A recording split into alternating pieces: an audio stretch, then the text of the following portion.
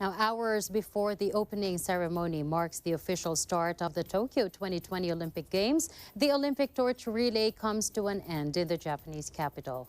Kyodo News reported that Tokyo Governor Yuriko Koike attended a small-scale ceremony to mark the arrival of the Olympic flame before it later travels to the National Stadium, where the Games will be declared open in the evening without spectators and with only limited attendance by VIPs and guests.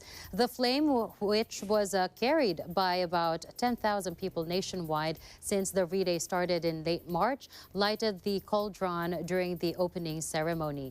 Japanese Olympic Committee Chief Yasuhiro Yamashita was among the torch bearers who passed the flame at the site, and kabuki actor Nakamura Kankuro served as the last torch bearer of the final leg. The Japan leg of the relay started in the northeastern prefecture of Fukushima and featured torch bearers between the ages of 12 and 109.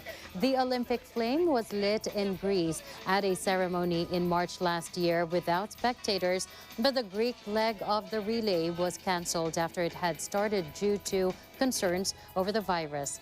The flame arrived in Japan on March 20, 2020, just 4 days before the Tokyo Games were pushed back.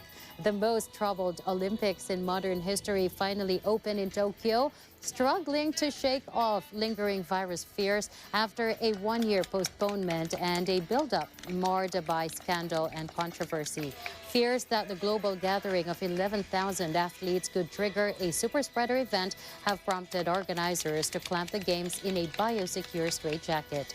Overseas fans are banned for the first time ever, and domestic spectators will be kept out, all but a handful of venues. Athletes, support staff, and media are subject to strict COVID-19 protocols, including regular testing and daily health checks. Now, polls have consistently found a majority of Japanese are against the Games, with opinion ranging from weary indifference to outright hostility. But in the hours before the opening ceremony, there were glimmers of excitement building, with thousands turning out in Tokyo to watch an aerial display by the Japanese Air Force's Blue Impulse team.